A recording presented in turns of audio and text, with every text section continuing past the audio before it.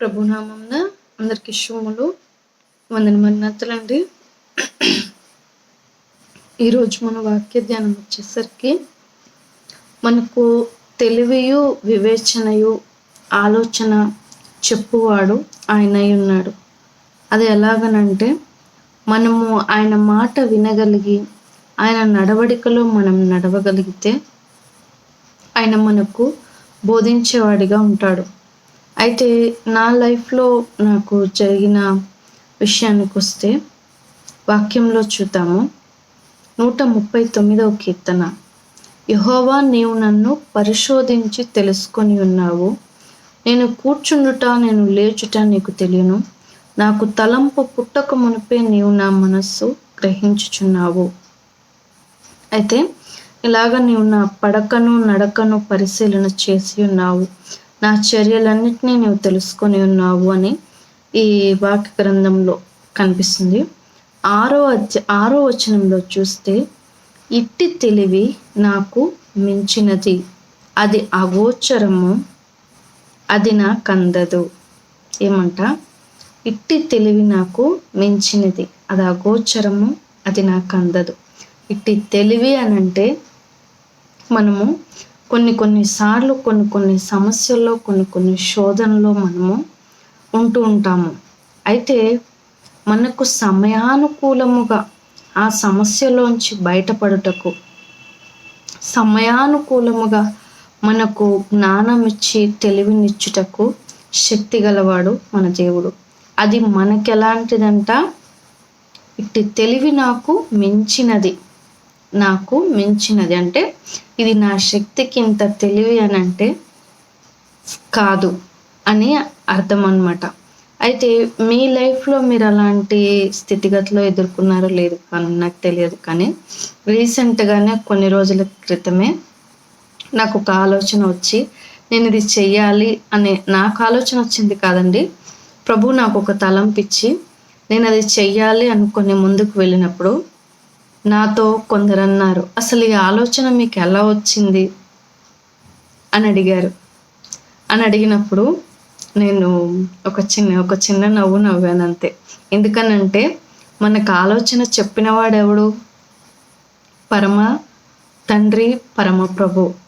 కనుక అన్యుల ముందు మనము ఆయన పేరు అంత తేలిగ్గా చెప్పలేము, అంత ఈజీగా చెప్పలేము. అయితే కొన్ని కారణాలను బట్టి బలమైన స్థితిగతిలో చెప్పగలము, కానీ ఆ స్థితిగతుల్లో మనము చెప్పలేము. అయితే మీకు ఇంత ఆలోచన ఎలా వచ్చింది అసలు ఇలా చెయ్యాలని అని అడిగారు. అలాగున మనకు అలాంటి ఆలోచన మనకు అందదు.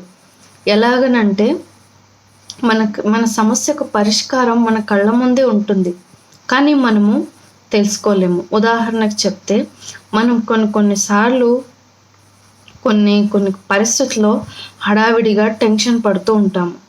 అయితే మనకు కావాల్సిన వస్తువు అక్కడే ఉంటుంది. అది మొబైల్ అవ్వనివ్వండి, ఛార్జర్ అవ్వనివ్వండి, ఒక దువ్వాన్ అవ్వనివ్వండి, స్పెట్స్ అవ్వనివ్వండి, మనకు కావాల్సింది అక్కడే ఉంటుంది. కానీ మనము దాన్ని గుర్తించలేము. మనకు అసలు మన కళ్ళు దాని మీదకి వెళ్ళవు.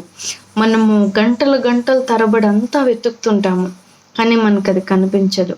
కానీ అది ఎప్పుడు కనపడుతుందంటే దాని సమయంలోనే అది మనకు కనబడుతుంది. అయితే మనకు కావాల్సింది ప్రభువు మన మధ్యలోనే ఉంచుతాడు. మన సమస్యకు పరిష్కారము మన మధ్యలోనే ఉంచుతాడు. కానీ మనము మన సమస్యను చూసి మనం కంగారు పడి టెన్షన్ పడిపోయే వారముగా ఉంటాము. కానీ ప్రభువా, నాకు మార్గాన్ని నువ్వు చూపించు, నాకు సహాయము నువ్వు ఎక్కడి నుంచి దయచేస్తావు అది నాకు తెలియచేయి అని మనము ఆయన సన్నిధిలో కూర్చొని ప్రార్థించే వారముగా ఉండము. అలాగున మనము ప్రార్థించే వారముగా మనం ఉన్నట్లయితే మన సమస్యకు పరిష్కారము అక్కడే మన ముందే కనబడుతుంది. కనుక మనము కంగారు పడిపోయి గాబరా పడిపోయే వారముగా కాకుండా మనము జ్ఞానము కలిగి తెలివి కలిగి ఆయన సన్నిధిని ఆశ్రయించి, దేవా, నా సమస్యకు పరిష్కారం ఏంటి, నా స్థితిగతికి పరిష్కారం ఏంటి, ఏ మార్గము గుండా నన్ను వెళ్ళమంటావు, నన్ను ఏమి చేయమంటావు అని చెప్పి మనము ఆయన సన్నిధిలో ప్రార్థించడము, ఆయన్ని అడగడము మనం తెలుసుకుంటే మన సమస్యలకు చక్కని పరిష్కారం ఆయన చూపించగలరు. అలాగునే మన జ్ఞానానికి మించిన ఆయన జ్ఞానముతో మనకు ఉపాయమును, స్థితిగతిని, ఆలోచననిచ్చి మనల్ని, మన జీవితాలను గొప్పగా ఆయన నిర్మించగలరు. కనుక మన జీవితాలను పరమ తండ్రి అయిన ఆయన చేతుల్లో పెడదాము. మన జీవితాలు కట్టుకుందాము. ఆయన ప్రేమలో, ఆయన నిర్ణయంలో మన సమస్యలకు పరిష్కారాలను మనము తెలియజేసుకున్నాము. అటువంటి ధన్యత, భాగ్యము ఆయన బిడ్డలైన మనకందరికీ ప్రభు దయచేయను గాక. Amen. Praise the Lord. May God bless you all.